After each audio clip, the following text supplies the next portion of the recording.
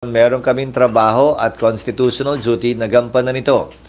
Ang panawagan ko at ang sisikapin kong gawin, gaya ng sabi ko, tiyakin na ito yung magiging patas, parehas na ayon sa batas, walang kinikilingan at walang pinapaboran. Higit sa resulta, ang importante ay kapanipaniwala at may kredibilidad ang proseso. Iyon ang aming tututukan at bibigyan ng pansin. Parang dumami kayo. May mga good morning sa mga guests Kung from kailan COCA. nag-recess, doon kayo dumami? Sir, unang question. Since yung verified impeachment complaint against VP Sara is now in the Senate, ang tanong ng marami, why the Senate went on break last night without tackling the verified impeachment case against VP Sara? Well, una, yun ang schedule namin. Alam niyo namang lahat yun. Na huling araw namin kahapon, magbe-break talaga kami at magre-resume matapos ang halalan sa June 2. Walang rason para magbago o baguhin yon kahapon. Napakinggan ko si Myla kahapon. Si Myla. Tinatanong si Senator Pimentel, bakit daw walang nagtanong? Sasagutin ko yun. Trabaho ko bilang Senate President, sagutin o presiding officer, sagutin anumang katanungan na ibabato sa plenaryo. Pero hindi ko trabahong tanungin yung mga miyembro kung bakit hindi sila nagtanong at anong nasa isip nila, ba't hindi sila nagtanong. Fact is, walang nagtanong dahil hindi pa naman officially informed ang Senado, ang plenaryo, kaugnay sa paghahain ng impeachment complaint dahil dadaan pa ito sa isang proseso sang-ayon sa rules at practice at procedure ng Senado kaugnay ng mga impeachment complaints. So sir, mali yung impression na parang may napag-usapan ba na wag itong itackle sa Senate plenary? Walang caucus na naganap, walang usapang naganap sa pagitan ng mga miyembro ng Senado kaugnay nito o kaugnay ng anumang bagay. Bago kami nag-adjourn kahapon, nung Martes, nung Lunes, kahit nung nagdaang linggo, wala kaming pagpupulong na formal kaugnay nito. So what will happen now on the articles of impeachment? As Senate President, it's your call, di ba sir? So what is your plan? Isa-isayin muna natin. Sang-ayon sa rules ng Senado, kapag kami inihaing articles of impeachment or complaint or resolution on impeachment sa Senado, the Senate President, nakalagay sa rules namin, shall take proper order of the subject of impeachment. Ngayon, ano bang ibig sabihin ng shall take proper order of the subject of impeachment? Hindi nung impeachment complaint, hindi nung impeachment, but the subject of impeachment. Ibig sabihin nun, kailangan isaayos muna ng Senate President ang Senado para sa pag-conduct ng isang pagdinig o trial. Sasagutin ko rin yung isang napakinggan kong abogado na tila eksperto din daw sa mga bagay na ito. Sabi niya, the Senate shall immediately, ayon sa kanya, sabi ng Constitution, proceed with trial. Busin na lang ng konti, pero parang hindi niya nabasa yung saligang batas. Walang sinabing immediately ang saligang batas. Ang sinabi ng saligang batas ay shall forthwith proceed with trial. Ngayon, kung babalik tanawan natin, bago ko sagutin yung tanong, Sally, kukompletuhin ko na para... Okay. Kung babalik tanawan natin, may inihain na impeachment complaint noong 2011 laban kay Ombudsman Mercy Gutierrez. Inihain nyo ng March 23. Nag-adjourn ang Senado ng March 26. Walang ginawa ang Senado noon. Nagsimula ang trial May 19. Mahigit kulang-kulang isang buwan ang lumipas dahil magre-recess din sila noong mga panahong yon. Kung maalala nyo ang impeachment ni dating Chief Justice Corona, ng yumaong dating Chief Justice na si Corona, final ang impeachment complaint ng December 13, nag-trial po sila January 19. So kung susuriin nyo, base sa President yung salitang forthwith, hindi naman po ibig sabihin nun, kinaumagahan, agad-agad, dali-dali. Mahigit 2 buwang inupuan, pinag-aralan, binasa, tiningnan ng Kamara yung mga impeachment complaint na nakabinbin. Mahigit 2 buwan, hindi finorward ng Secretary General ang impeachment complaint sa tanggapan ng Speaker para i-refer sa plenary at sa Committee on Justice. Magkatabi lamang naman ang kwarto tulad sa Senado ng Secretary General at ng Speaker, ang Secretary ng Senate at ng Senate President. bakit naman kami bigla sasabihang gumalaw, umakto agad sa loob lamang ng ilang oras? Kung nagpa-banjing-banjing sila gawin ito, siguro wala naman silang basihan ngayon na madaliin kami, lalo na nasa huling araw na ng sesyon. Yan pinadala sa amin, halos mag-aalas 5 pa ng hapon. So, bilang katugunan, gagampanan namin ang aming tungkulin na pwedeng magawa habang recess, kabilang na ang pag-review ng rules ng Senado sa impeachment dahil kailangan po itong i-update. Halimbawa, yung pagkakaroon at requirement ng judicial affidavits, yung pagkakaroon ng provision at procedure para mag-hearing sa harap ng commissioner, yung pagkakaroon ng matatag at malakas na pre-trial procedure para swabe na at hindi na komplikado at magulo yung trial proper. Ito ay mga bagong procedure sa Rules of Court na pumasok bago po namin itinalaga yung aming Rules on Impeachment noon na kailangan po naming baguhin. Pangalawa, kailangan pa rin pag-aralan siyempre ng Secretary General ng Senado, ng Secretariat ng Senado, yung impeachment complaint mismo. Tinanggap lamang namin yung kahapon. So dun sa nagsasabing, bakit hindi agad-agad binabasa ba? May trabaho po kaming kailangan gampanan. Halimbawa, sang-ayon po kasi sa e-commerce law at sa e-gov law, pwede naman maglagay ng e-signature. Hindi ba? Sa resolution, sa bill, sa committee report. Pwede ang e-signature dahil hindi po yan verified. Subalit, ang complaint or resolution on impeachment, verified po yan. Pinanumpaan dapat yan sa harap ng Secretary General ng Kamara.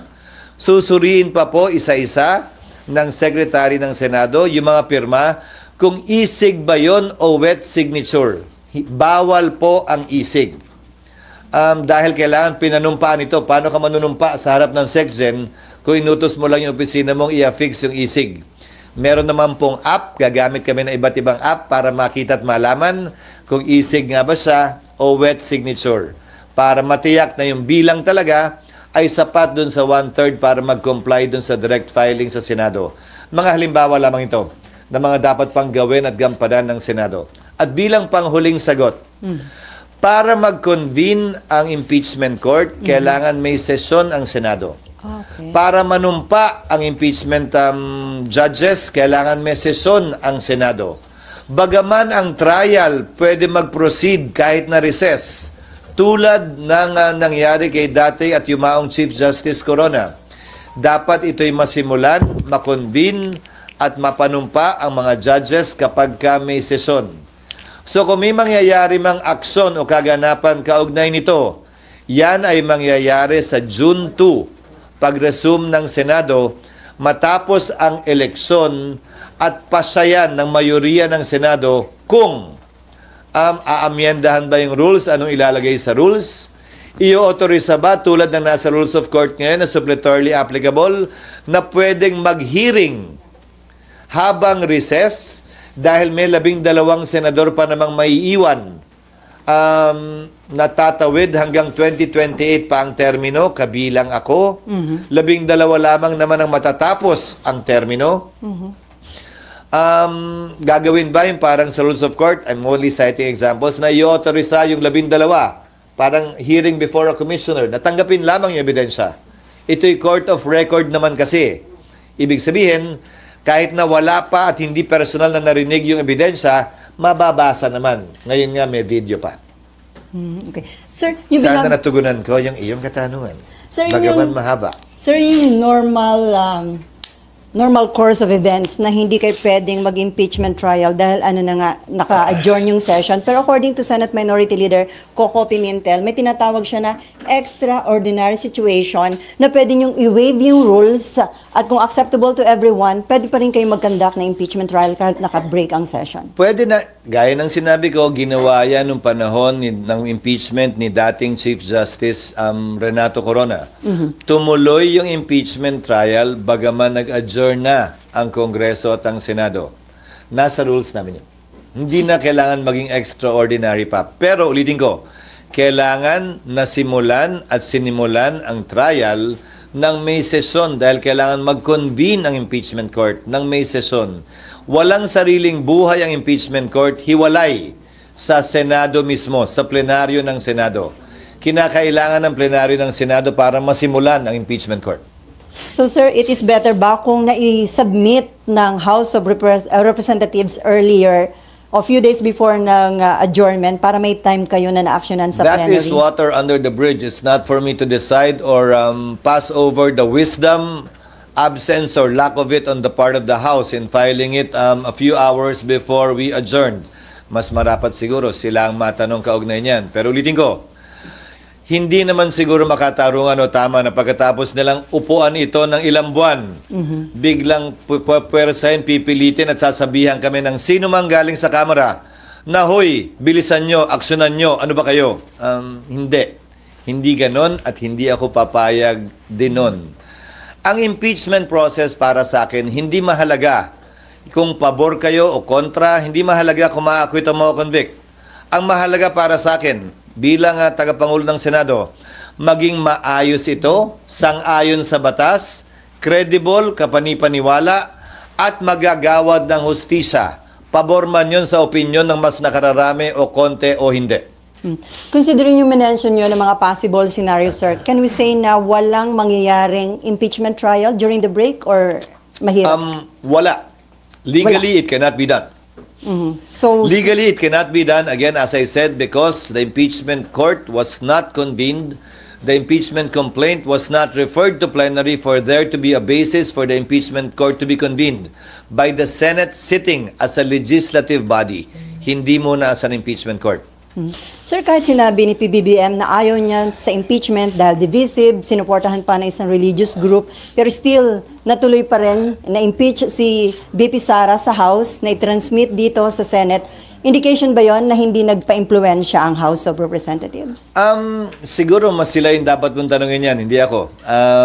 Basta ang Senado, gagampanan namin ang tungkulin namin ng, tatagalugin ko ng may malamig na neutralidad ng isang hukom na walang kinikilingan.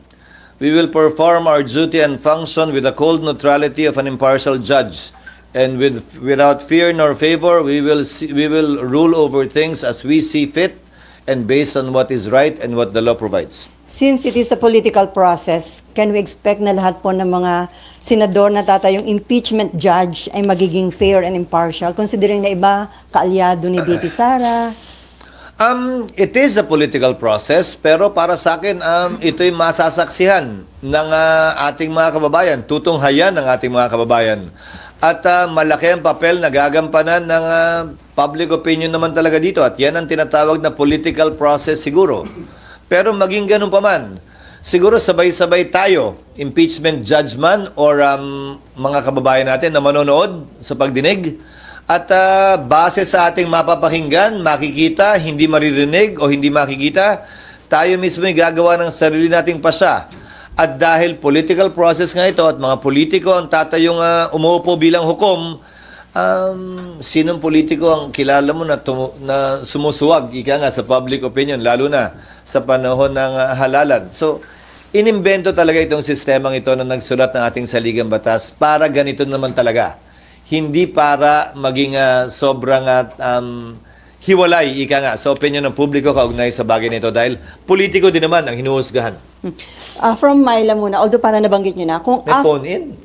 kung after election magko-convene yung impeachment court, tas limited na yung time ninyo, carry over yun kung bago na yung composition ng mga senador at kongresista sa 20th Congress? Iyon ang aking paniniwala. Bakit? Ang Amerika kung saan natin kinopya yung ating sistema ng demokrasya at Republican government. Yung kanilang Senado, sa pagkakaalam ko, 1/3 lamang ang hinahalal at any one time. May naiiwang 2/3 pa rin. Kaya pwede mong sabihin, continuing body talaga yung Senado. Ang Senado ng Pilipinas, 12. So, walang majority, walang quorum ang maiiwan. Subalit, ilang bagay ang nais kong sabihin kaugnay nito. Tingnan nyo na lamang ang mga collegial courts dahil ito'y hindi function ng legislature. Hindi ito typical na bill sa aking pananaw na pagtapos ng Kongreso, i-file mo uli. Pag hindi na-aprobahan, kailangan aprobahan uli ng magkabilang kamara. Kahit na-aprobahan sa kamara, dito hindi, simula uli sa simula. Halos lahat naman siguro sangayon. Ito ay impeachment court. Hiwalay sa function ng lehislatura. Pero siyempre, kikilalanin ang pagtatapos ng termino ng mga miyembro nito. So ano ang pwede nating ihalin tulad dito? Ang mga collegial courts. Ano-ano ang collegial courts? Sandigan Bayan, Court of Appeals, Supreme Court. Isama mo na yung Constitutional Commission, kabilang ng Civil Service, ang COMELEC.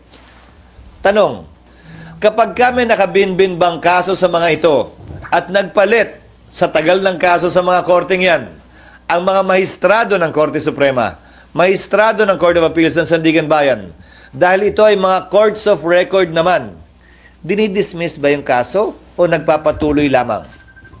Hindi ba ang sagot ay nagpapatuloy lamang ito? Patuloy lamang yung mga kaso maski nagpapalit ang bumubuo ng collegial court na yon, tulad lamang ng impeachment court.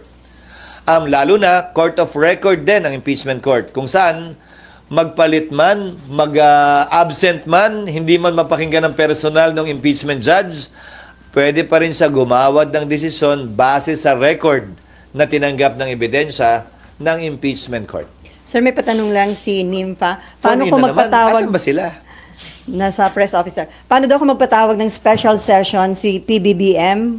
Pwede nyo na actionan yung impeachment?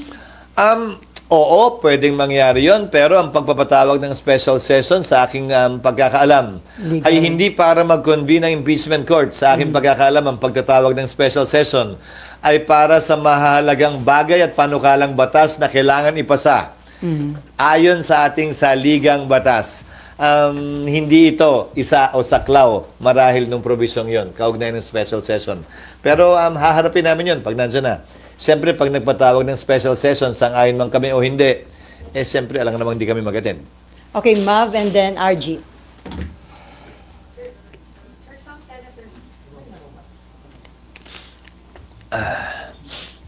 Sir, meron pong mga re-electionist senators na nag-raise na ng concerns na hindi nga raw sila makakampanya kapag araw po nagkaroon ng hearing during the break. Was that part of the consideration? No. Again, we did not talk about that. Nobody discussed that with me, that particular concern. Again, because no caucus was held about it for the simple reason that I don't want to presume that things will happen before it happens. Mukha naman kami masyadong excited, di ba, na, oh, ayun na, bukas, nandiyan na, lika, meeting tayo. No, we did not do that. We had a lot of work to do trying to rush pieces of legislation that I'm sure you don't want to ask about anymore and will not talk about given the impeachment na mahalaga din naman na makabuluhan at may malaking impact sa ating ekonomiya at bansa. Okay, RG. Just At ikaw, follow up lang dun sa kay Senator Bato. So, may Si basis... Senator Bato ba? Some senators lang ang sabi ni ma'am. Oo. Pero isa si Senator Bato na parang concern niya, parang talo sila o lugi kasi hindi sila makakapag-ikot habang ibang senatorial candidates makakapag-ikot. Actually, again, may basis yung concern. not necessarily. Tandaan mo, maraming senador maraming kongresista ang sumikat sa impeachment at naging senador. Maraming mga senador na nagre-elect din base sa impeachment. So, depende. Dahil nakatutok ang lahat ng buong sambayanan doon, ayaw mo nun, di ka na mag-iikot. Kung yun talaga yung pakay mo, meaning, so, depende. Ang sagot ko ron, depende. Pero ulitin ko, hindi namin napag-usapan yan. But it can make or break re-electionism. Well, definitely. Pero it's a platform, it's an opportunity. Saan ka makakakita ng live na teleserye tungkol sa tunay na buhay ng tao na hindi susubaybayan? Nasa sayo na lang kung yung karakter mo ba'y kontrabida ron o bida. At wala pang bayad, free. Isa pa yun, walang bayad. RG. Hala. Okay. okay, sir. Ang dami kasing pumirma dun sa impeachment complaint, about 215. Do you think that is reflective of the support for the leadership of the House? Hindi ko maintindihan kung saan nanggaling yung press release na yon ng Speaker. Sa pagkakaalam ko, ang impeachment complaint ay kaugnay sa pagpapanagot ng isang impeachable officer. At walang kinalaman sa pagsuporta sa liderato ng Kamara. Ihahalin tulad ko na lang siguro dito. Na ma-convict o ma-acquit ba sa dami o liit ng boto, magre-reflect ba yon sa suporta sa akin ng mga mambabatas dito sa Senado? Sana. Hanggat maaari, wag nating iugnay masyado sa politika o pangangampi ang prosesong ito dahil naihain na nga ayoko nang bigyan ng kulay politika ito. Magkabilang kulay man, green man o red, o yellow o anuman. Sir, ang isa bang senatorial candidate can act as a defense lawyer? Candidate, what do you mean? Kasi may isang senatorial candidate, di ba? Parang may state, Attorney Vic. Sino? Attorney Vic Rodriguez. Nag-volunteer na agad siya? Oo. Kailangan muna siyang tanggapin ng kliyente bago siya makapag-volunteer. Parang, ang pag-volunteer ng abogado sa kaso, ang tawag, alam kong tawag dyan ay ambulance chasing. Hindi yata tama yun. Marapat ang kliyente, ang akusado, ang ini-impeach, ang mag-anunsyo ng kanyang mga abogado. At hindi para i-volunteer yung serbisyo ng abogado. Yan ay nasa ethics ng mga abogado.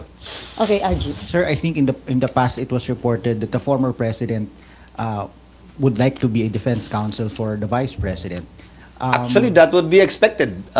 Sinabi na niya yan, abogado siya, abogado rin. Si Vice President Sara Duterte, abogado rin yung kanyang asawa.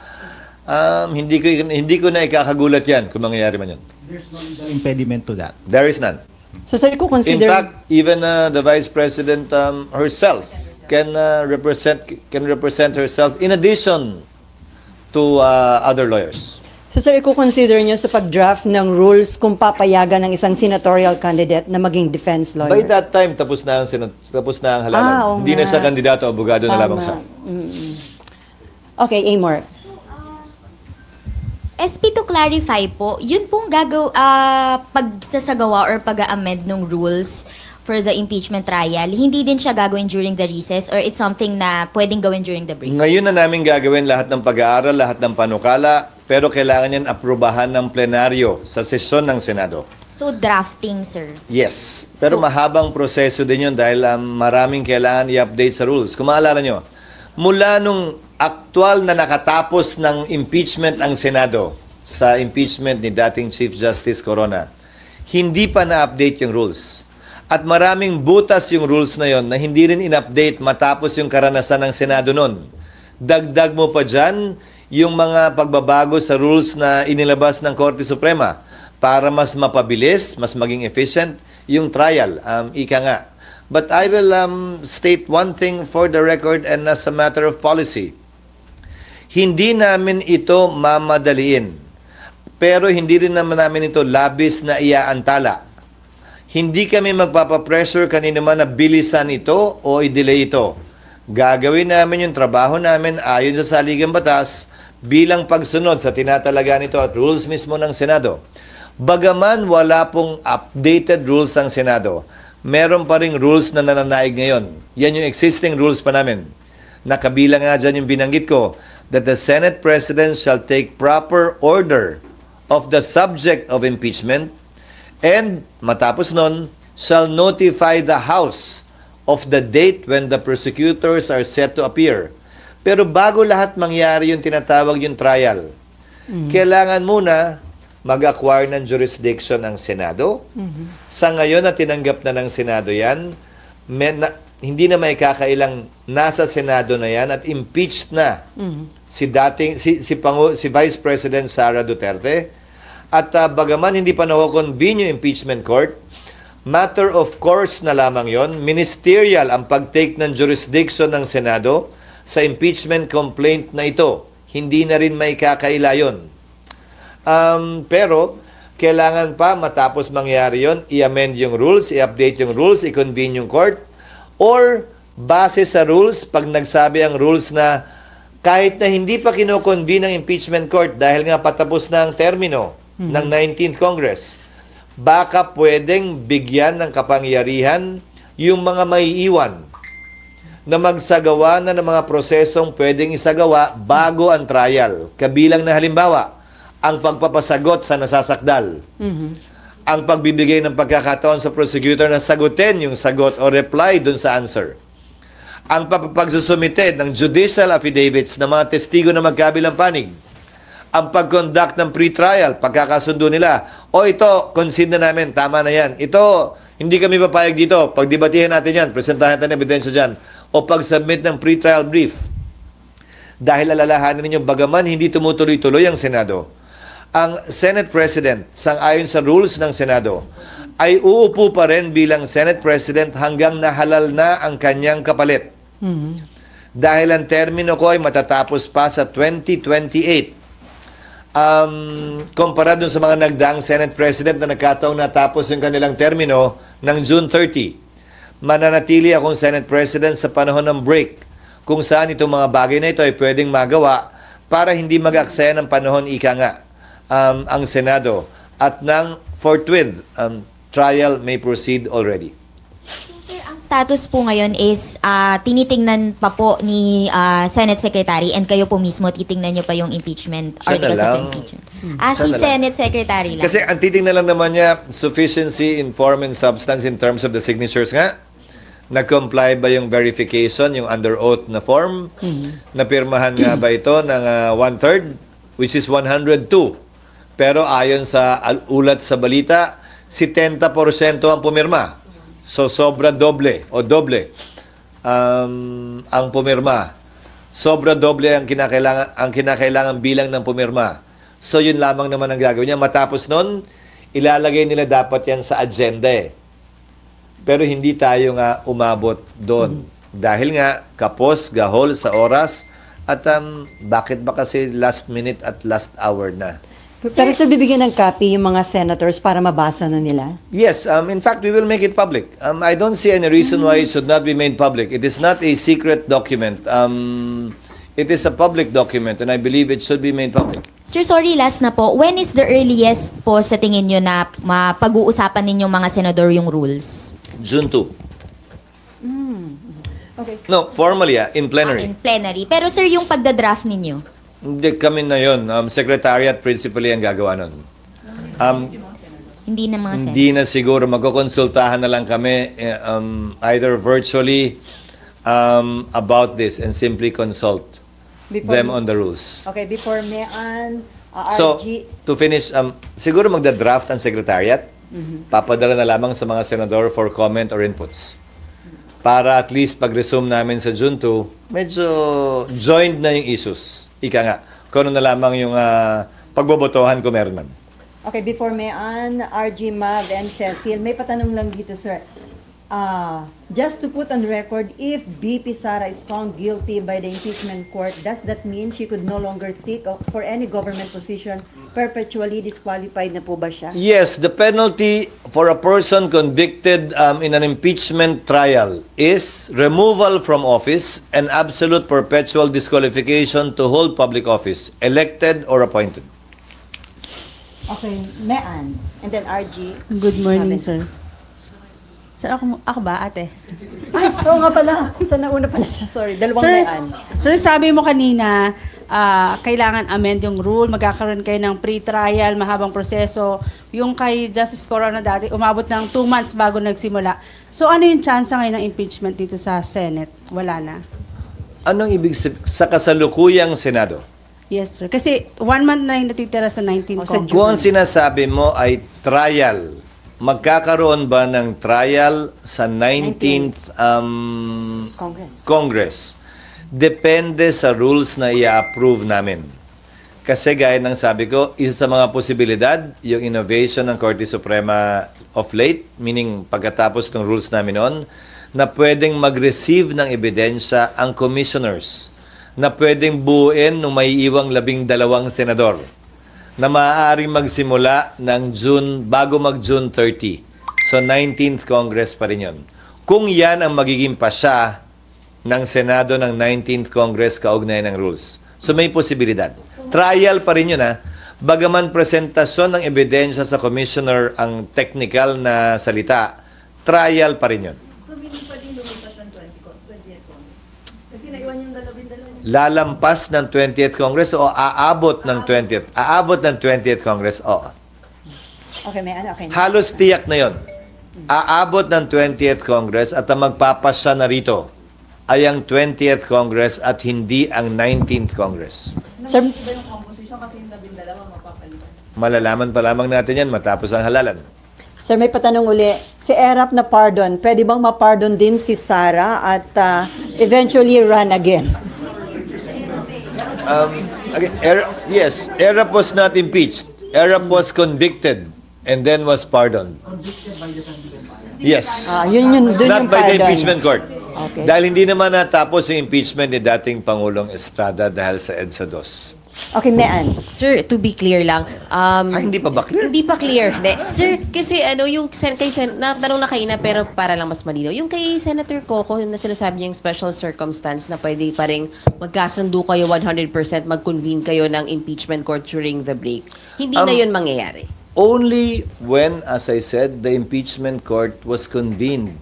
When we, the legislature, the Senate as a legislature, took note or took cognizance of the case, were all sworn into office and convened the impeachment court. Hindi naman nangyari lahat yun eh. During session. Hindi kami pwede paano namin i-refer yung impeachment sa Rules Committee para i-report out ng plenary para may basihan na magsumpa kami bilang impeachment court at i-convene yung impeachment court. Paano namin gagawin lahat yun ng walang session? So parang dapat sana kahit paano na-report out man lang kagabi sa session. Tapos after nun, kahit hindi kayo nakabuo ng impeachment court, pwede during the break bumuo? Hindi pa rin. Kailangan kasi yung Plenary pagsumpa namin at pag-convene ng impeachment court is in session. Ulitin ko ba't ba nyo kami minamadaling gumalaw ng ilang oras? Process lang. Sila mahigit 2 buwan, inupuan, pinag-isipan at pinag-aralan yan. Siguro naman entitled kami ng ilang araw man lang. Thank you, sir. That's all from me. Okay, RG, and then si Mav, and Excuse then me, sorry. Cecil. Sir, of course, there are those na may mga nagre-react na doon sa sinabi nyo kanina that it cannot be done during the break and that sa June 2 ng earliest action. What is your message to them? Magbibingi-bingi ang School of Acting ako dun sa mga pabor sa impeachment complaint at laban kay Vice President Duterte. Magbibingi-bingihan din ako dun sa tutol sa impeachment at ayaw kay Vice President Sara Duterte. Hindi namin trabahong pakinggan sila. Trabaho namin gampanan yung aming tungkulin. Sa abot na aming mga kaya, base sa itinatalaga ng batas at hindi base sa gusto ng magkabilang panig na klaro ay partisano, pabor man o kontra sa impeachment, pabor man o kontra kay Vice President Sara Duterte. Wala kaming pakialam sa mga yan. Sir, just to be clear, until the Senate renders a decision on the merits of the case, she remains Vice President. Definitely yes. That is what the law states. Pero sir, right now, Unless, just for the sake of argument, because this was in part of our history, March 23, and I hope I will not be misquoted for this, March 23, final ang impeachment complaint laban kay Mercy Gutierrez. March 26, kinonvene ng Senate ang impeachment court, tapos nag-adjourn agad. In-announce na May 19 o May 9 ang impeachment case i-hear. April 29, nag-resign si Ombudsman Gutierrez. So that is the only instance na hindi matutuloy yung impeachment. Dahil ang parusa lamang sa impeachment ay pagkakatanggal sa pwesto and perpetual disqualification. May posibilidad sana na tinuloy ng Senado yon. Dahil yung resignation ay pagkakatanggal lamang sa pwesto. Pwede pa sana nilang ituloy yun para doon sa absolute perpetual disqualification. Pero minabuti ng Senado noong panahon yon na wag nang ituloy at i-dismiss na yung kaso. pero sir, right now, walang nang-pressure o kumakausap sa iyo from both sides para yung isa, bilisan, aksyonan, o yung iba naman para upuan itong Well, impeachment. maraming bumabanat sa media magkabilang panig na gustong madalin o gustong Mag-aksyonan. i-dismiss ito. Pero walang epekto naman. At tulad ng sabi ko, hindi ko papakinggan yung mga boses na yan. Ang papakinggan at susundin lamang namin ay yung tinatalaga ng batas, ng aming rules, at kung ano ang tingin naming tama, parehas, patas, at magbibigay ng mas mataas na kredibilidad sa proseso ng impeachment. Ano man ang kalabasan o maging resulta nito. Among your colleagues, sir, wala din ganong pressure, magkakaibang sentiments. Hindi kami nagkausap. Siguro itong mga susunod na araw pa lang kami magkakausap-usap pag nakita-kita sa kampanya. Pero ulitin ko, walang nangyaring meeting, pagpupulong o caucus na napag-usapan ito para yung mga sentimentong binabanggit nyo ay masabi o mailahad na aking mga kasamahan dito sa Senado. Okay, ma'am. Cecil and then Robert. Sir, pwede pa explain lang po na magkaiba yung session days sa trial days. Iba yung legislative calendar. Iba. Nung nagdaan, ang ginawa nila ay, kung naalala ko, tama, hapon ba? Yung sa Corona? Opo. Sa umaga yung regular Hapon, session. tapos sa umaga yung regular session. Pwede rin naman naming gawin uli yun. Or baliktad, umaga yung hearing, may takdang panahon, at yung session ang wala. Para mas mahaba yung talagang trabaho namin ng legislasyon. Kesa may cap yung trabaho namin sa legislasyon, we can switch it up. Pwede naman namin pagbaliktad rin yun. Yes, ma'am. Sir, kapag po nag-convene ng impeachment court, you have the power to compel VP Sara to appear here. She cannot say no. Kapag ka kinakailangan, oo. Pero kapag ka hindi kinakailangan, the accused, the subject of impeachment, the respondent, the defendant in an impeachment case, can waive his or her appearance. Kinakailangan lamang naman, ayon sa rules of court, na mag-appear ang isang defendant o akusado, una kapag ka arraignment, para sabihin niya, inaako ba niya o sinasabing hindi niya inaako yung mga paratang laban sa kanya, o pangalawa, pag kailangan siyang i-identify ng isang testigo. Maliban sa dalawang pagkakataong yon, merong ika nga waiver of appearance na tinatawag sa ilalim ng rules of court that has supplementary application sa impeachment court. Bakit si Chief Justice Corona inaresto during the trial because he tried to walk out? No, hindi siya inaresto. Pinigilan siyang lumabas. Nandito na ako nun. Pinigilan siyang lumabas dahil sa kalagitnaan ng kanyang testimonya, tumayo siya, bumaba, at sinubukang lisanin yung korte. Isa pa pala yun, kailangan namin gumawa uli ng ganun. Sira na yun. Sir, may limit ba yung ipipresent? Naalala mo yun, RG, yung sira na yun. Oo, yung Maghahanap pa. 13 years. Kaya nga, wala na. Kinain na ng ana yun.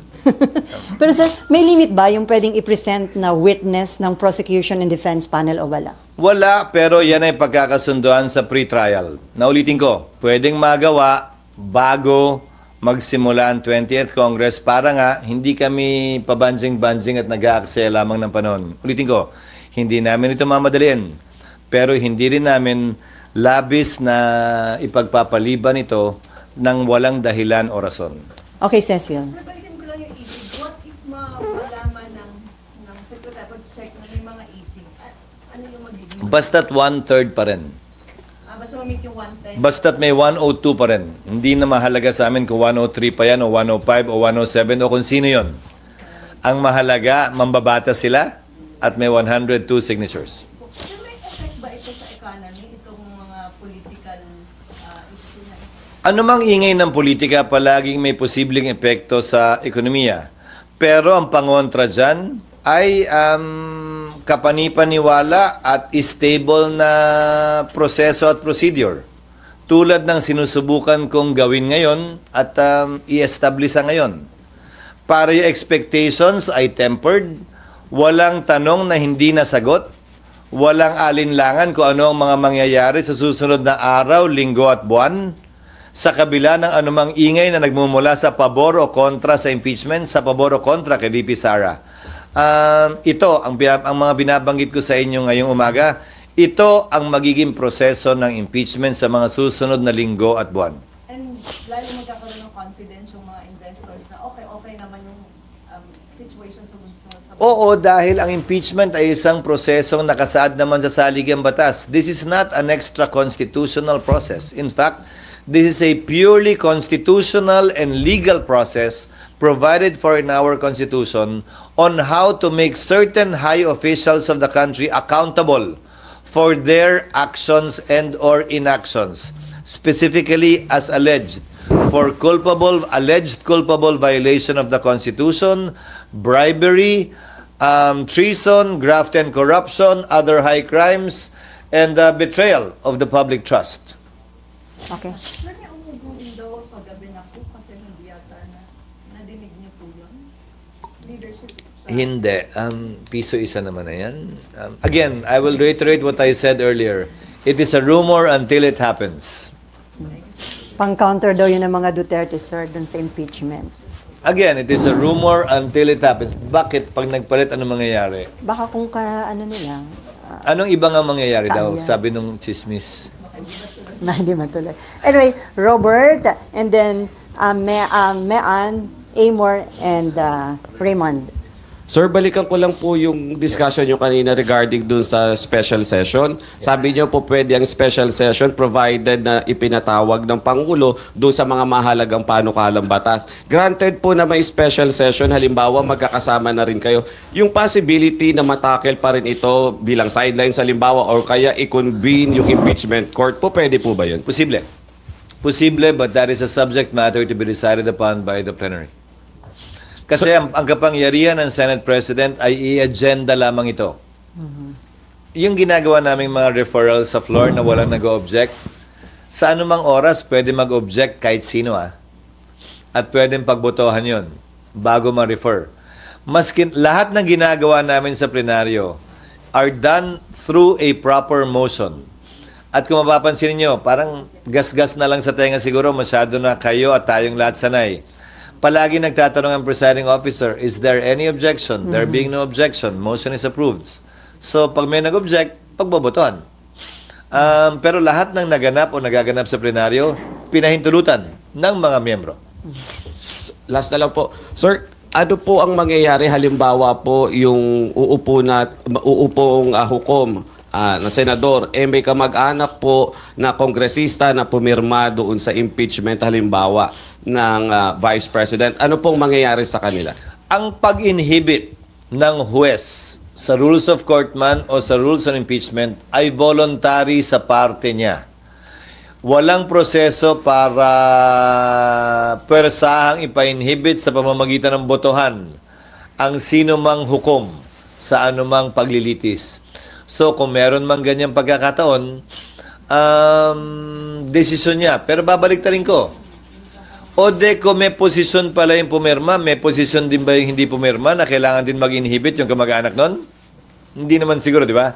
Bakit nyo sasabihin kailangan lang mag-inhibit yung pumirma? Bakit hindi nyo sasabihin dapat mag-inhibit yan yung hindi pumirma? It cuts both ways. But for me, it's a purely voluntary act, whether an impeachment judge will inhibit himself or herself. Sir, follow-up doon. Pwede daw bang ma-disqualify ang sinumang senador na nag-express ng opposition sa impeachment? Ma-disqualify saan? Sa pag-act as impeachment judge. Kasi may nagsabing, oo. Sabi na kasi na para sa kanya Hindi, o parang tututulan ko hanggang dulo yung impeachment. 19th Congress ba yan o 20th Congress? Kasi ang magpapasya, 20th na eh. So, ang tinatanong ko sa inyo, yung senador bang nagsasabi niya na i-acquit ay 19th Congress pa siya o 20th Congress? Kung manalo, sir. O de, hindi pa natin alam. So, 19th nga ba o 20th? Kaya yung tanong ko, di ba? Pero sir, kung sakali, na hanggang 20th, Again, I will admonish and keep on reminding the senators who will surely be part of the impeachment court, either in the 19th or 20th Congress, dahil impeachment court pa rin naman ang magpapasya ng ilang preliminary na mga bagay. To kindly, please, refrain from talking one way or the other for or against the impeachment or the impeachable officer in relation to this case. Pwede naman nilang purihin si Vice President Sara hanggang langit kung gusto nila nang walang kinalaman at hindi pumapatungkol sa impeachment. Wala namang problema yun. Pero this is a mere reminder and admonition. Wala naman akong kapangyarihang pigilan o busulan ng kahit na sinong miyembro na nais magsalita kaugnay nito. Mayan, Amor, and then RG. Ay, Raymond pa pala, sorry. Actually, mainit dito ha. Mainit siya ha. Hindi ka-jacket-jacket. Kaya lang malulunod ako sa... Hi sir, good morning. Sir, ito kasi walang jurisprudence, walang president na yung tumanggap na composition ng Senado sa impeachment complaint ay itatransfer doon sa incoming Congress. So ano yung parang legal or constitutional basis natin na pwede nga na ma-push through doon sa incoming new composition of Congress? Tama ka na unang beses lamang mangyayari ito sa Pilipinas. Sa Amerika, hindi. Pero sinabi ko rin na may pagkakaiba. May pagkakataon sa Amerika na tumawid na yung impeachment sa panibagong kongreso. Pero ang pagkakaiba nga, 2/3 kasi ng senador doon ay naiiwan pa. Dito, 1/2. Pero, tatawid ang pagiging Senate President kung hindi pa tapos ang kanyang termino tulad ko hanggang 20th Congress. So, gaya ng sabi ko kanina, may basehan tulad ng ibang collegial courts. Ulitin ko, yung mga nakabinbin bang kaso sa Korte Suprema, pag may nag-retire na justice, 1, 2, 3, 4, 5, dismissed yun at kailangan mo mag-file uli. Yung mga nakabinbing kaso ba sa Sandigan Bayan, sa COMELEC, sa Civil Service, sa Court of Appeals, dismissed ba yun pag may nag-retire na isang maestrado? Ang sagot din ay hindi. At yun siguro ang pinakamalapit na analogy, comparison na pwede natin gamitin sa impeachment court, na collegial court din. Minsan nga, bibigyan pa kita ng mas malalang sitwasyon. Yung ordinaryong korte natin na isa lang ang judge, nag-retire yung judge. Ibig sabihin ba nun, lahat ng pending na kaso sa korte niya, dismissed? At kailangan i-file uli dahil nagpalit ng judge? Court of record ang ating mga korte tulad ng impeachment court. Siguro ang basihan ay hindi na tumutuloy-tuloy yung Senado or semi-continuing body ang Senado. Ang basihan ay Court of Record ang impeachment court. At dapat lamang na magpatuloy yon hanggang matapos yung kaso. At hindi dito dapat kinikilala yung pagpapalit nung nakaupong mahistrado tulad nga ng sa ordinaryong kaso. Kung yun nga, criminal case, ang kapalit at ang parusa pagkamatay o kung may death penalty o habang buhay ng pagkakakulong. Tuloy-tuloy eh. Ano pa kaya ito na administratibo lamang? Ibig sabihin, wala itong kulong, wala itong parusang kamatayan. Pagkakatanggal lamang sa pwesto at pagbabawal na humawak na anumang pwesto sa gobyerno. Okay, Amor, and then RG. Sir, sabi niyo ipapatawag lang si VP Sara pag kinakailangan. Pero what if gusto niyang magsalita, sir? Walang karapatan po niya yun. That is part of the rights of an accused under the Bill of Rights to confront his or to confront the witnesses against her. Karapatan po niyan, mag-attend araw-araw, kada hearing, magsalita bilang abogado. Dahil pwede siyang tumayong abogado para sa sarili niya o tumayo pa nga bilang testigo. Umupo bilang testigo. Pwede po yan.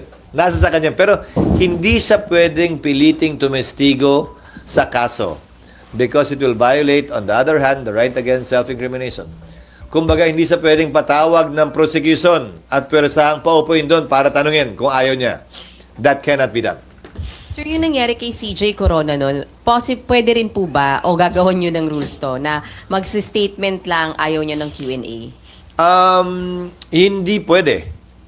Dahil sang-ayon sa rules of court that is suppletorily applicable to impeachment the impeachment trial, may karapatan mag-cross-examine ang kabilang panig sa sino man testigo ipepresenta ng kabilang panig. So, pag nagpresenta ng testigo ang prosecution, may karapatang i-cross-examine yan ng depensa. I mean, sir, si VP Sara, kung just in case No, parang kung sino man nga, karapatan yan ng kabila. At kapag ka hindi na subject sa cross-examination, hindi admissible yung testimonya ng testigo. Sir, may... Sir, pag just in case naman daw ipatawag nyo, kailangan siya, pero hindi siya dumating, meron bang kaparusahan pag ganun? The impeachment court, very much like the Senate, more so in fact because it is an impeachment court, has the power and authority to issue subpoena. May kapangyarihan nga kami mag-issue ng subpoena. Sir, At sang-ayon sa rules, yan ay pwedeng i-issue lamang either sa pamamagitan ng botohan o kung babaguhin yung rules, sa pamamagitan lamang ng kautusan ng presiding officer. Sir, may certain period ba para tapusin yung impeachment trial o pwede itong pang matagalan? Wala. Pero sino ba naman na may gustong umabot ito till kingdom come? Wala naman siguro may gusto nun. One way or the other, kailangan ito pagpasahan at desisyonan. Ulitin ko, nang hindi minamadali, pero hindi rin naman pinagpapaliban ng labis. Okay, Amor and then RG. SP, kung matuloy po yung impeachment trial nga this 19th Congress, ang sabi niyo po possible na umaga, plenary session, and then hapon, yun pong impeachment trial.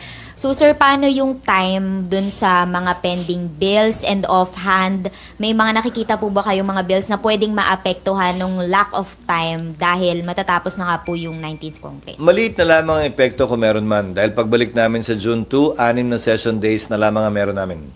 So, 6 na session days na lamang apektado nung AM-PM schedule na binabanggit mo. At kung mako-convene nga yung impeachment court sa panahong yon, magre-recess na rin kami makalipas ang 6 na session days. So, yung balance ng mga araw na yun hanggang June 30 ay puro trial na lamang yun. Dahil hindi na kami pwede magsesyon. Sir, bills na nakikita Hinahabol? dapat ihabol pa? To name a few that comes to mind. Number 1, yung Konektadong Pinoy. Number 2, na BICAM na-approve na on third reading by both houses. Yung e-gov bill na hindi umabot yung ratification ng Bicameral Conference Committee report dahil may ilang pang concerns ang executive branch. Kasi nga, ayoko nang may nabibito Ayoko may binabalik sa BICAM So, hanggat maaari nakikipag-coordinate kami closely sa executive kaugnay sa mga panukalang batas na pinapasa namin. Pangatlo, yung right-sizing bill. Tatalakayin din namin yan. Pang-apat ay yung Virology Act na ibabaycam during the recess. Ito ay pagpapalakas ng ating Virology Department para sa gayon ay kung magka-pandemya muli, mas kaya na nating i-handle ito. Again, to name a few, those would be at the top of my mind. Yung wage hike. Yung? Wage hike. Hindi, yung mga binanggit ko, lahat nasa LEDAC. Yung wage hike, hindi ko alam kung magiging prioridad yan ng Kamara o hindi. Pero kung maalala nyo, ulitin ko, nagpasa kami ng wage hike, mahigit 1 taon na lumilipas, 100 pesos. Pinasaya ng Kamara recently lang. Pero ang ginawa ko ay inappointan ko ng bicameral conferees lahat ng mga bill na pending. Para sa gayon ay, kung sakasakali, mapag-usapan yan. Maliban na lang kung sinabi ng Kamara na hindi sila interesado dyan. Okay, RG. Ay, okay ka na, Emma? Thank you, ma'am. Sir, kasi kanina sabi niyo you will review the signature. So, No, the secretary the will. secretariat will review Wag the naman signature. na ako yun. The secretary. Ayoko. O nga, 200 yun. But sir, Hindi, may app pa. We will be using several apps to be able to detect and check. Minsan by the naked eye kita na kung e-sig o wet signature.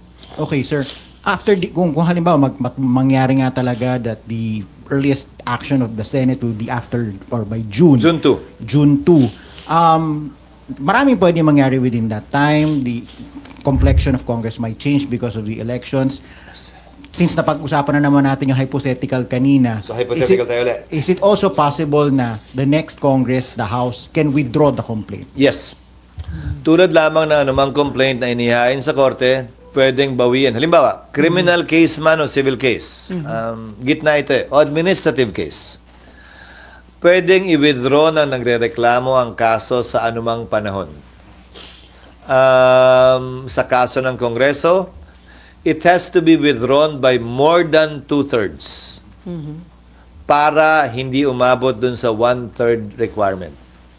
Ngayon, kung tatanungin mo, paano yan? Nagkaroon na ng jurisdiction yung Senado Pwede ba bang bawiin yun pagdating ng panahong yun ng panibagong Kongreso? Isang bagay yan na pagpapasyahan ng impeachment court pagdating ng panahon by a majority vote if they disagree with the ruling of the presiding officer. But your question was, I take it, pwede bang gawin niya ng Kongreso? Yes, they can do that. Pero kung may epekto ba yun na actual na i-withdraw, pagdedesisyonan ng impeachment court yan at ayokong pangunahan.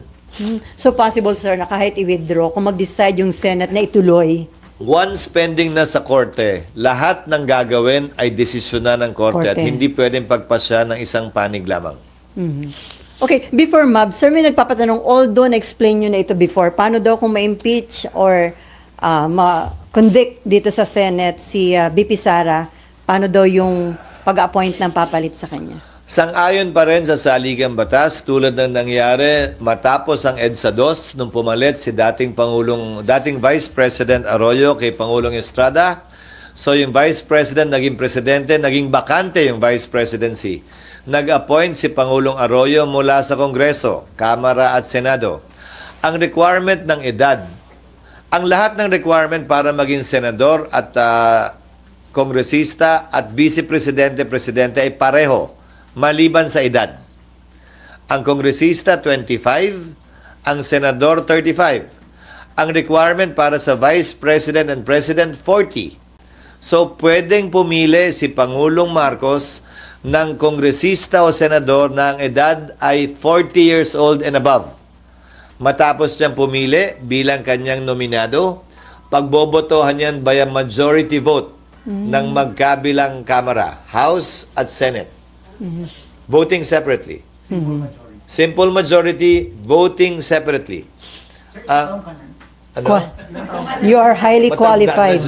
I don't think there's a senator below 40. So, sir, qualified ka nga. No, hindi ako. But lahat ng senador ay qualified at yung mga mambabatas na 40 and above ay qualified. Yun yung pool ng qualified na mga taong pwedeng i-nominate. Kung i-nominate ka, sir, open ka na maging vice-president. Ayokong pag-usapan yan because it's unfair. We will be sitting as an impeachment court. Pero sa totoo lang, mamaya sabihin ko sa iyo kung bakit mamaya sabihin ko sa iyo kung bakit ko ayaw. Yung pagbobotohan ng House and Senate, what if hindi ba ako ng majority? Alin, kung ayaw, that deemed rejected, pili sa ng bago. Ano ba? Kailangan i-confirm Pag hindi kinonfirm ng Kongreso voting separately by a simple majority, hindi siya, pili uli ng bago. Pero kinonfirm ng hindi ni-reject. Oo, in-appoint siya and then A simple majority confirmed the nominee of then President Gloria Macapagal-Arroyo. Okay, Mark. Okay, hi, SP. I understand you clarify na kanina na maaaring 20th Congress na po yung the eventual ending. No? But working under the scenario na under the 19th Congress, we have 23 senators. So 2/3 of 24 seats po ba yung vote to convict or 2/3 of the 23 current? Still of 24 because always favorable to the accused. So there's already one favorable vote in the 19th Congress sa impeachable officer because that officer cannot vote in favor of the impeachment to comprise 2/3. 16 pa rin. Okay. Sir, yung length ng impeachment depende sa mga evidence at sa proceeding. Wala namang certain dapat 3 months tapos na yung Wala akong balak ilagay na cap, walang cap sa rules, pero gaya ng sabi ko, through judicial affidavits, bagong rule ng Korte Suprema yan sa Rules of Court, and a stricter, longer, more complete pre-trial brief. Hindi magtatagal naman siguro ng ganun katagal. Lalo na, continuous trial talaga ito. Day to day, we will conduct the trial. Monday to Friday, Monday to Depende na, ulitin ko, sa magiging rules ng Senado. Pero nung kay Corona ba, Monday to ano ba yan?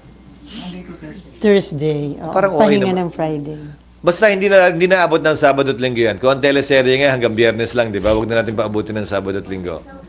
Sir, yung pre-trial. O tumatawad ka na ng 4 days. Yung kay Corona. So, hindi nalalampas ng teleserye 5 araw sa isang linggo. Yung pre-trial, mga ilang araw lang yun, sir? It will only last for a few days. Actually, even 1 day kung nagkakasundo na sila. Given the amount of time involved, itong panahong to, hindi lamang Senado ang dapat na mag-aral, maghanda. Ang dapat sana mag-aral at maghanda rin ay yung magkabilang panig. Let me give notice to both sides. Both the prosecution panel and the defense panel of the defense team of the Vice President. They have sufficient time to prepare and study for this. So, hindi naman siguro katanggap-tanggap, hindi lamang sa amin, sa mata ng publiko, na pagbigyan anumang delay, na hindi sila handa, walang testigo, hindi handa yung ebidensya, dahil itong panahong to, dapat ginugugol na nila para gawin at kompletuhin yan. Pati yung impeachment judge, sir, dapat mag-aral. Well, kahit naman ako naghahanda, magbabasa uli, ang tagal ko nang hindi nagpa-practice. Matagal-tagal na ako hindi nakakapag-appear din sa husgado. Nagbago na rin yung rules on evidence. Gagamitin ko rin itong panahong to para magbasa muli, to brush up on my rules on evidence, the Supreme Court decisions on the rules on evidence. At nang magampan na namin yung aming tungkulin na may buong katapatan sa probisyon ng batas. Okay, Mav, and then may Ann. Sir, sorry. In case po na senator yung ma-appoint at ma-confirm, do you operate on 23 senators lang? Paano kung Ma-appoint o ma-confirm? What do you mean? Kunwari po, piliin ni Magbobotohan. Presidente, tapos ma-confirm siya ng Kongreso. Oo, sir, ano lang, hypothetical lang. Layo mo na. Yes, sir. Layo mo na, Kanina, darling, sir, kasi napag-usapan na po yung kapalit. Layo mo na nga, darling. Oo. And sir, kapag ka po kasi kunwari, Senador nagkaroon na ng po. hatol ng parang by July, ganyan. So sir, isang buong Congress na 23 lang kayo, ganun. The decision to call for a special election is to be decided upon by Congress. Ang pagtatawag ng special election sa anumang bakanting pwesto, congressman o mayor, vice mayor o senador ay desisyon ng Kongreso. Bakit? Kailangan kasi mag-appropriate ng pondo para sa special election na yon. At hindi basta-bastang nagagawa yon.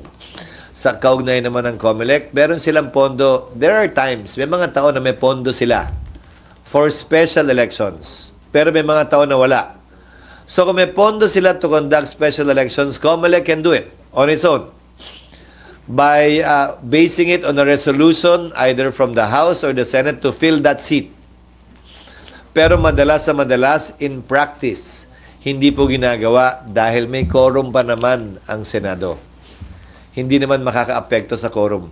Marami na rin nabakanteng posisyon sa House sa pamamagitan ng pagpanaw ng mga mambabatas. Hindi na nagpapatawag ng special election ang Kamara. Bihira magpatawag. So based on the resolution, pwede magpatawag ang COMELEC kung may pondo sila. Kung wala, kailangan talaga ng isang batas para magpatawag ng special election. Okay. Sir, sorry, may pahabol na tanong lang po yung desk ko. Kanina, sir, yung kung hindi po atin si VP Sara, tapos pinatawag siya dito, pwede siya isubpoena. Yes. Should she ignore the subpoena? What happens? Subpoena is a compulsory process, meaning to say she can be compelled to attend. Like what we do with respect to witnesses in the hearings of the Senate. The Sergeant at Arms, with the assistance and aid of law enforcement officers, may effect the compulsory order for her to appear. Mag-issue ng warrant of arrest, sir? But I heard a comment of Vice President Estrada that she welcomes this in order to present her case. So, VP Duterte, sorry. That she welcomes this. Sinasabi ko? Estrada. Sorry. VP. But I heard a comment of VP Sara in connection with the looming impeachment complaint to be filed against her that she would welcome it as an opportunity to present her side of the story vis-a-vis the accusations being hurled against her by members of the House. So I hope that will indeed be her position. So, kung mag-change yung kanyang stand, hindi nga siya mag-attend kahit may subpoena, possible yung pag-issue ng warrant of arrest? Merong subpoena lang. Hindi pa naman warrant. Subpoena is enough. Kung hindi pa rin nga siya mag-attend? Again, a subpoena is a compulsory process. The Sergeant at Arms and law enforcement officers can enforce the subpoena. Okay, Mean, and then Cecil. Sir, yung pre-trial ay mangyayari pag na-convene na? O pre-trial Under our rules kasi, wala pa yon. Kasi wala pa naman noon eh. So, pag sa amendment namin ng rules, nilagay na yon, pwedeng pagpasahan ng 19th Congress na payagan na yon sa ilalim ng 19th Congress. Dahil nga, yung presiding officer, sang-ayon sa aming rules, ay may kapangyarihan to take proper order of the subject matter of impeachment. I mean, it should happen, yung pre-trial, pag na-convene. So, June 2 onwards pa rin. Hindi kailangan nga ma-convene eh. Kasi, ang magulo pa siya eh. Kung isipin mo, convene, susumpa, tapos susumpa uli. Sir, basic to. Ano po bang laman ng pre-trial? Nakalagay doon, yung mga ebidensya nila, yung bilang ng testigo nila, at nakapaloob doon yung judicial affidavits nila. Kumbaga, halos wala ng direct examination. Dito na napanood nyo sa Corona trial na, so nung petsang to, nasaan ka? Nakalagay na rin yung kwento niya, ipapa-identify na lamang sa kanya yung kanyang judicial affidavit. Ikaw ba talaga gumawa nito? Pirma mo ba ito? Lahat ba na nakapaloob dito ay totoo? Cross-examination na diretso. So, It will abbreviate the proceedings. Mas mabilis ang proceedings. Ngayon, may nakasaad din sa Rules of Court na yung mga testigo at ebidensya na hindi mo binanggit dyan, hindi mo na pwedeng ipresenta pa. Maliban na lang kung nadiscover mo lamang nitong makalipas ang ilang araw o ilang oras na wala pa, hindi mo pa alam nung ginawa mo yung pre-trial. So, may mga ganon. So, in a way, nalilimitahan niya yung pagpapatagal na maaaring gawin ng magkabilang panig. Basically, the pre-trial is just a submission of yung nga mga affidavit. Yes. Which could happen before the convening. Yes. Okay. That's what I'm saying. If the rules will authorize the presiding officer to issue those, kabilang na yung pagpapasagot kay VP Sara, kabilang na yung pagsasabit ng reply ng mga prosecutors. Lahat ng bagay na ito, hindi pa to trial, can be done already under the 19th Congress. Lalampas ng konti sa 20th Congress, pero yung trial mismo talaga, magsisimula ng 20th Congress. Except again, kung sa rules ay sabihin na pwedeng mag-receive ng evidence through commissioners. Yung 12 may iiwang, kasi ginagawa na rin ng korte yan ngayon eh.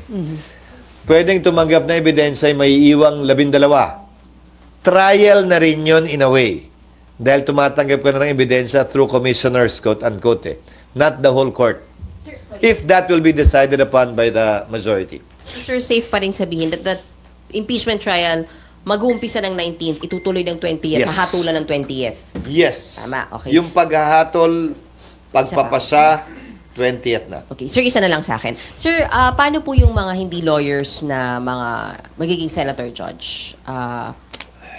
Dapat bang mag-aral sila? May mas extra effort ba sa kanila dapat? Oo, dahil yung abogado nga mag-aaral eh. Ako nga mag-aaral eh. So lahat kami dapat mag-aral. Pero kung susuriin nyo, ilan ba ang abogado din naman ngayon sa 19th Congress? Ako, Senator Pia, Senator Alan, Senator Tol, Senator Coco. There are 5. So sir, itong impeachment indication na gaano ka-importante ng mga lawyer ang lawmakers. Hindi naman kailangan abogado kasi nga hindi naman kailangan maging abogado kasi naman kahit nga abogado mag-aaral pa eh.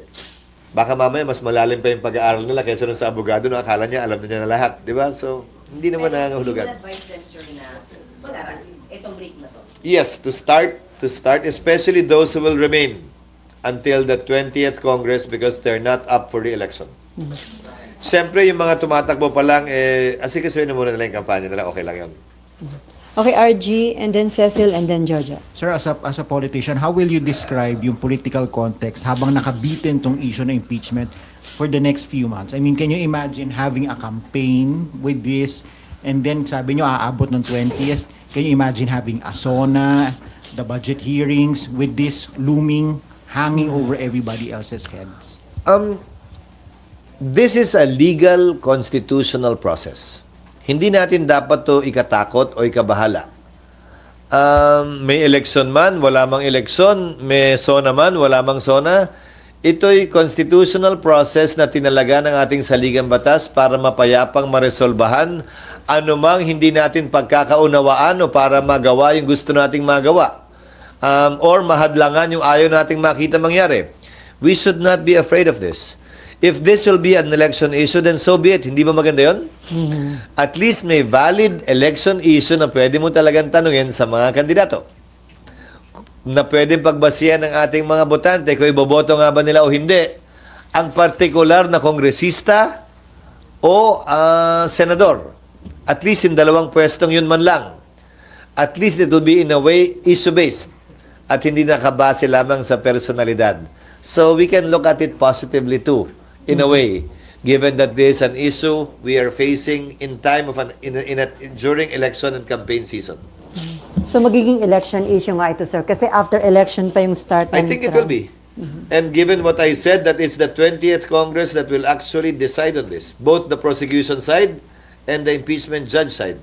Sino magbe-benefit kung maging election issue ito, sir? The public? Definitely the public.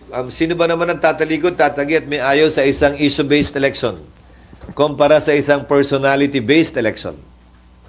So makaka-apekto ito sa magiging voting decision ng... Ngayon, Ang problema lang, siyempre, issue siya, so tatanungin ng mga tao. Kung boboto kita, anong boto mo sa impeachment? Di ba? Sa kabilang banda, kailangan maghunos dili naman din sila. Kasi para pa kami nag-trial, kung may desisyon na agad sila, hindi pa nga napapakinggan yung ebidensya. So, siguro panawagan ko na rin to dun sa mga tumatakbong senador bilang isa sa 12 maiiwan, hindi bilang tagapangulo ng Senado. Bilang isa sa 12 maiiwan, na maghunos dili din naman sila. Ang pinakamaganda siguro pwedeng masabi ay tatayuan nila kung anong tama, nararapat, na ayon sa hustisya, batas at ebidensya. Kung saan man siya ituro nun. Sapat na sigurong kasagutan yon kesa, pag ako nanalo, acquit talaga yan. Pag ako nanalo, convict talaga yan. I hope they will avoid those things. But then again, I cannot control the passions of a campaign speech, especially during election time. Okay, Cecil and then Jojo. Sir, can we say na under jurisdiction na ngayon ng Senate yung CBP since na-transfer na yung impeachment case? VP herself, no. The subject of impeachment, yes. And second, yung physical preparation. Because the only time a court acquires jurisdiction over the person of a respondent, accused, or defendant is when she files her answer or in a criminal case when she is arraigned. So, on her person, hindi pa. Anyway, second, sir, yung preparation when it comes to robes and other... At least may mahabang panahon kami, 3 buwan para magpasukat. Kamukha din nung ginamit ko dun sa case Chief Justice Corona, yung naka-robe and naka-parang gala na gano'n. May sinasabi Okay lang naman yung robe, wag lang yung isama yung wig. So talagang robe, sir. Yan ang isusuot nyo. Hindi, pag-uusapan pa rin yan. Ayokong pangunahan. Pero, sa palagay ko, saganang akin. Pero ito yung pagbabotohan ng mayoriya. Importante pa rin yung robe, ika nga, para lamang mapaalala sa kada senador na sila'y nakaupo, hindi bilang legislator, kung hindi bilang impeachment judge. If only to constantly remind them while they're there, seated, in the same seat that they usually sit in, that they are there as impeachment court judges, not as ordinary legislators. If only for that. Kung ako tatanungin, mas gusto kong meron. Nasa rules ba kung ano yung color and others? Wala. Sa pagkakaalam ko, wala. Sir, unfair daw yung walang wig, sabi nila. Ano? Unfair na walang wig. Okay, Jojo. Sa ibang jurisdiction o bansa kasi may ganon yung mga maestrado eh. Okay, Jojo. Yes. Sa iba na balitin nyo na magkakaroon ng pre-trial and then yung mag-i-start ang impeachment trial at 28th Congress na cross-examination ba kagad na yun? Posible. Ayokong sabihing safe gawin dahil pagpapasyahan pa lamang yan ng mga miyembro ng Senado pagbalik namin ng June 2. Pero yung mga option na to, ipepresenta at ilalahad namin sa mga miyembro para makonsidera at mapagbotohan pagdating ng June 2. Yung ba isa sa magandang option para mas mapapadali matapos itong Ulitin ko, hindi namin to ginagawa para madaliin.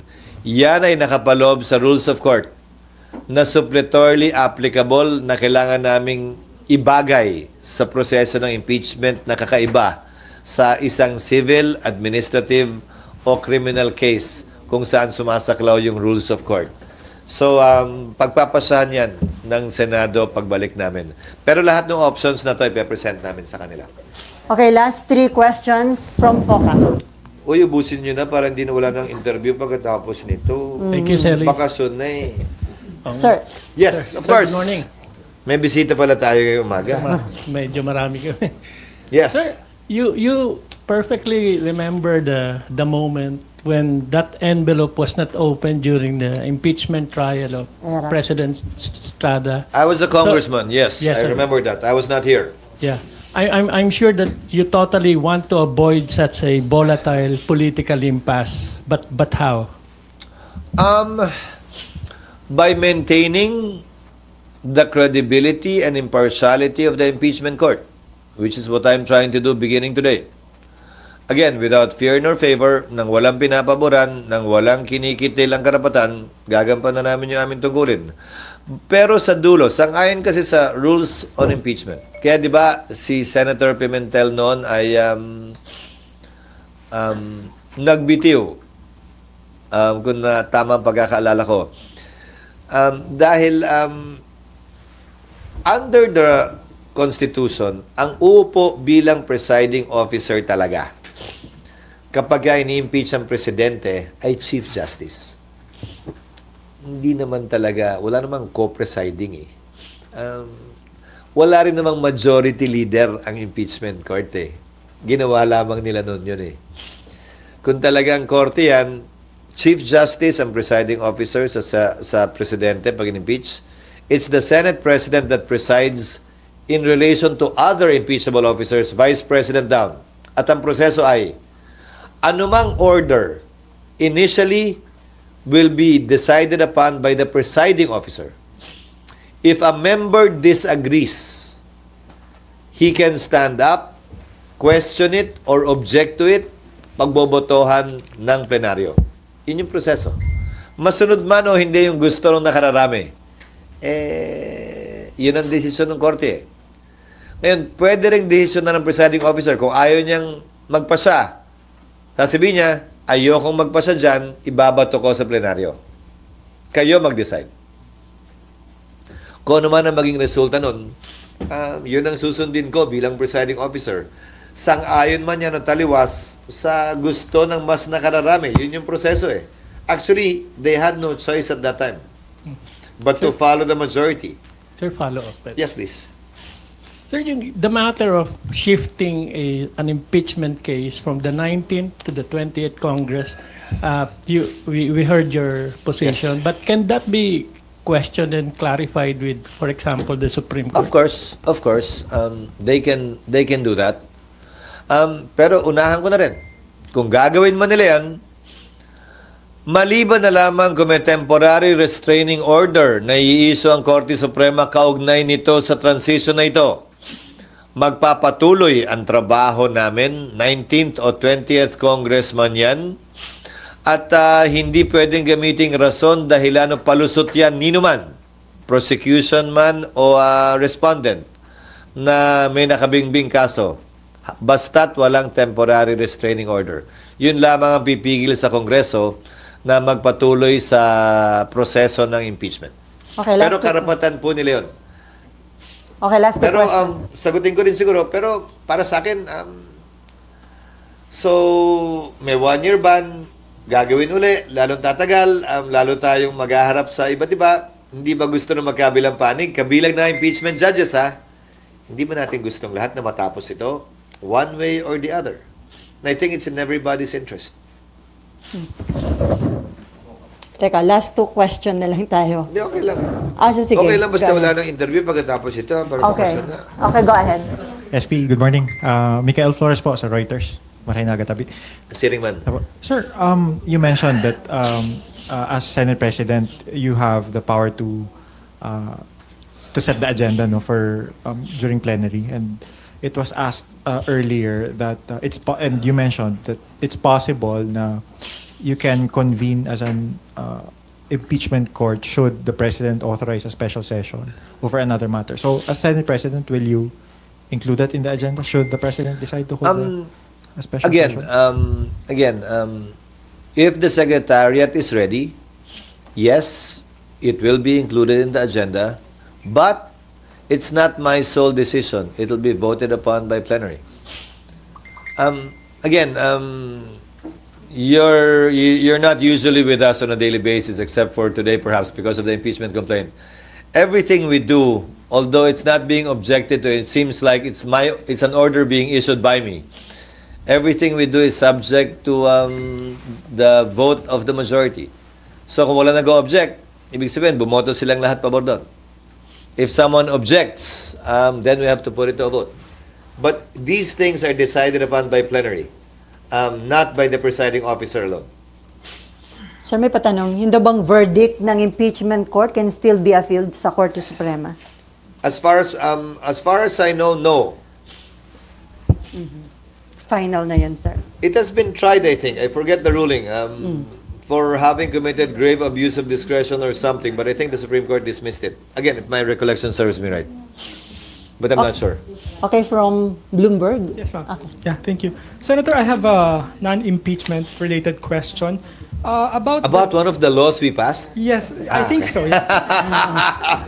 Finally. It's a bill that you authored, I believe, about that bill on mining. Exactly, prohibiting what's the status of that, sir, and has it reached the BICAM? I think we passed it on third reading, but the period is 10 years. Not 5. Ba't nakalagay dun? 5 ba o 10? Alam ko 10 eh. 5. 5 ba? Yung effectivity after 5 years pa. 5 ba? 5 ba nakalagay? Hindi ba in-amend na 10? Pakicheck na lang. 5 years nakalagay. Sa bill o sa in-approve namin? Oo. Pakicheck. Yung effectivity ng ban, parang 5 years after. 5 o 10? Hindi ko na maalala eh. Ano bang... Pero doon sa nakita namin, PR. Kaya 5 din nakita namin, sir. Pero, sir, But the reason for that mining ban is this. Again, why reinvent the wheel if it has been reinvented? We're looking at Indonesia. Ginawa ng Indonesia, nag-impose ng mining ban within a certain period. Now they have several processing plants. 4, I believe. The Philippines is one of the richest mineral-rich country in the world. We are 3rd or 4th mineral-rich country in the world. So mineral-wise, the Philippines is actually a rich country pretending to be poor. The problem is, which is why I filed a resolution to investigate it during the recess, yung mga exploration permit at MPSA na ini-issue, ang daming hindi ginagamit at tumatakbo. Ewan ko sa DNR kung bakit hindi nila nire-revoke. Non-use is a valid ground for revocation. Hinahawakan lang to ng kung sino-sinong nung nakapwesto ay kinuha lahat para lamang ibenta, wala naman silang puhunan para talaga i-explore. Again, we're a mineral-rich country pretending to be poor. If this is done, I believe this will be a game changer for our country. If we will have processing finally here in our country. For those who are concerned na 5 years is too short, then convince us and ask for 7, 8, 10. But don't tell me we don't need this. Don't tell me you don't want this for your country. Don't tell me you don't want this for the Filipino. Bili mo yung iron ore, yung copper, yung nickel dito minimina, tapos dadalhin sa China, sa ibang bansa, ipoprocess, tapos bibili natin ng mas mahal dahil yung value added ginawa doon, galing dito yun. Di ba? Maawa na tayo sa bansa natin. Sa dami ng batas na pinasa natin para sa mga negosyante, pasa naman tayo ng isa kahit pa paano. The entire fiscal mining bill favors mining companies to make it easier for them, more attractive for them. Ito naman yung sukle. Makapagbigay ng trabaho sa Pilipino, value added at buwis dito, kesa galing na lamang sa ibang bansa palagi, yung finished product o value added product. Okay, follow up. Yeah, so 5 years, Senator. So the BICAM will likely be held in June na po, no? Actually, I'm hoping it will be done during the break. During the break. Para pag-resume namin, ma-ratify namin. And the Nakalimutan ko pala yun sa mga bill na binanggit ko. Oo nga. And Ikaw pa naman nag-sponsor. And the mining companies will have a chance to maybe make an argument, no, to extend it. Of course, I've heard their arguments actually. Okay. I've talked to most of them already because they sent position papers already. But again, I will also appeal, if they want to appeal this, I want to appeal to them too. Don't talk to me about removing that provision. Touring naman yun eh. Talk to me about hindi kaya ng 5, pwede ba 7? Hindi kaya ng 7, pwede ba 8, 10? But don't tell me we don't need this. Don't tell me that we should not do this. Because that is clearly wrong and un-Filipino. So sir, once implemented, may estimate magkano yung additional income at additional job opportunities ang mabibigay nito? Wala, kasi wala tayong malaking steel plant dito. Sinasabi nila palagi may problema sa kuryente. Noon yun. Former President Marcos, Ferdinand Marcos Sr., believed that no country without a steel industry will ever industrialize. And if you look at every other country in the world, except for Singapore perhaps, given the limited territory they have, we need to have our own steel industry. Ang typical na sinasabi nila, mataas daw ang presyo ng kuryente rito. Darling, kaya mo yun. Kaya mong i-ano yun. Okay. Nawala Nawala tuloy. Sorry. Mataas yung presyo ng kuryente, pero hindi naman with solar, with renewable, these issues can be addressed. So I hope, again, I'm hopeful because this is clear there's no vested interest behind this proposal. The only interest behind this proposal is the best interest of the Filipino people and the nation for us to develop finally as a country. Okay. Sir, Yes, ma'am. Buena Bernal of CNA Channel News Asia. Can we get an English soundbite on? So the elections were gathered. Hirap yun, Yes, please.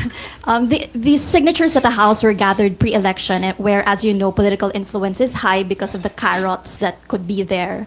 Now, unwittingly or otherwise, the Senate, you say post-elections would be the impeachment trial court, but now, because that's a constitutional process, and there are quarters who say that this is political vendetta. Can you talk about the Senate, this body where you are a leader, being a political tool to affirm what experts have described as a core problem in Philippine politics, which is personality politics? It cuts both ways. I will try to English as best as I can. It cuts both ways, remember. You referred to carrot politics, but given that it's election time, those who signed may have been blinded by that. I'm not saying that they were. But what about those who did not sign?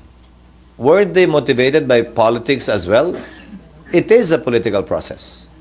So it's unfair to accuse only those who signed of politics and not those who did not sign. They were both engaged.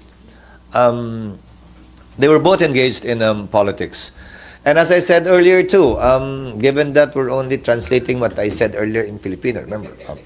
And as I said earlier too, I think it's an opportunity, given that it's election time and campaign season leading to the 2025 elections, that we actually have a chance of this being an issue-based election, at least insofar as members of the House and members of the Senate are concerned, with the admonition on the part of the members of the Senate for them not to be too partisan with respect to saying what their judgment will be should they win and become an impeachment judge. I hope this will be asked by voters in debates, what their position is or will be.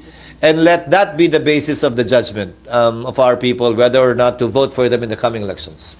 In relation to a bill passed in this body, can you talk about the importance of creating a defense economy, a local defense economy in the Philippines, especially given the situation in the West Philippines? You're talking of SPEDEZA. Yes. Given the situation in the West Philippine Sea and given our dependence on our allies for our own defense, I think this is the first step towards being self-sufficient with respect to being able to defend ourselves instead of simply borrowing missile systems from other countries. Perhaps we can also start doing our own R&D for ourselves, uniquely applicable to our situation, given that we're the only archipelago, as I understand, in the world. Add to that the fact that it will provide jobs and hopefully export opportunities to other countries of whatever may be produced within the Philippines. Okay, last question. Medyo nag-overheat ako dun, Japanese Yes, Kyodo please. News, Sasaki. Sa ilong lang. Nosebleed. Okay, go ahead. I wish to ask you about the proposal of plebiscite in Suru. The adjournment of Senate means that you think you don't need to make an urgent decision of the potential plebiscite before the BAM election in October. Sir, I have a problem with that bill, actually. Why? The main reason why Sulu was excluded from BARM to begin with is a Supreme Court decision that said, you've asked Sulu so many times already, and it was only until they said yes that you stopped asking. That's why Sulu was removed from BARM. And here we are asking them again? Didn't we read the Supreme Court decision? And what is the impact, if at all, of the Supreme Court decision on this new law again that we're passing? So it might be begging the question, given the Supreme Court decision already. So we need to study it further, whether or not the Supreme Court decision actually bars us from asking them again, which we have done 4 or 5 times already, which is one of the main reasons for excluding. Remember, the Supreme Court said, among others, you've asked them several times whether or not to join, but you didn't ask anyone who already joined if they want to leave. That's unfair. That's wrong. So the counterpart measure of this would be, we can ask Sulu again, but will we ask the others if they can leave? These things should be studied at the risk of passing an unconstitutional law once again. Okay, another question from Pokat.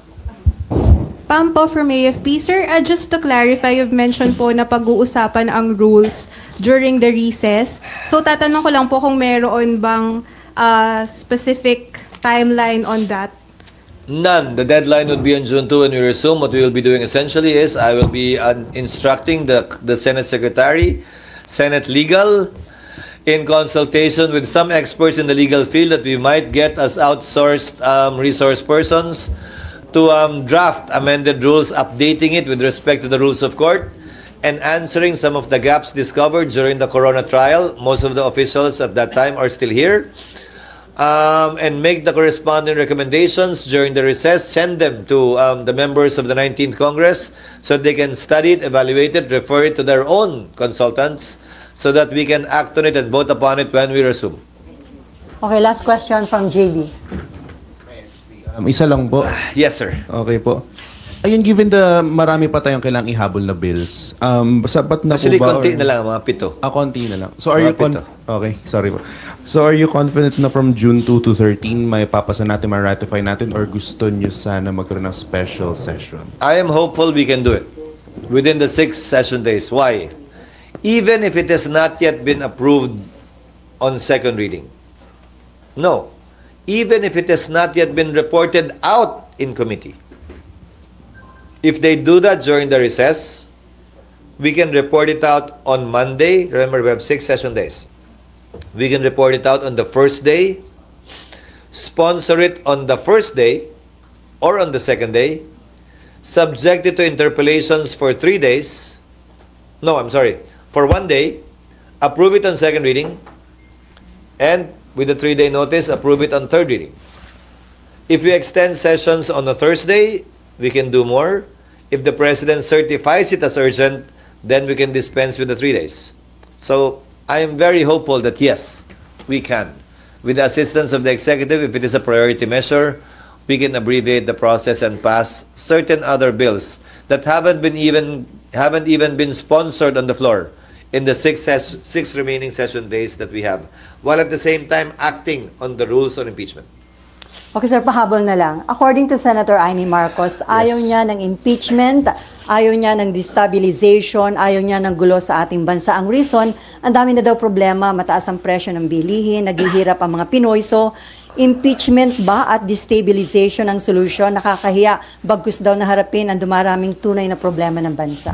May basis po ba yung kanya? I respect her decision, especially given that she's a re-electionist that should be focusing on sharing with our people her position on these issues, which is exactly doing. However, it is now a reality and a fact, whether we like it or else.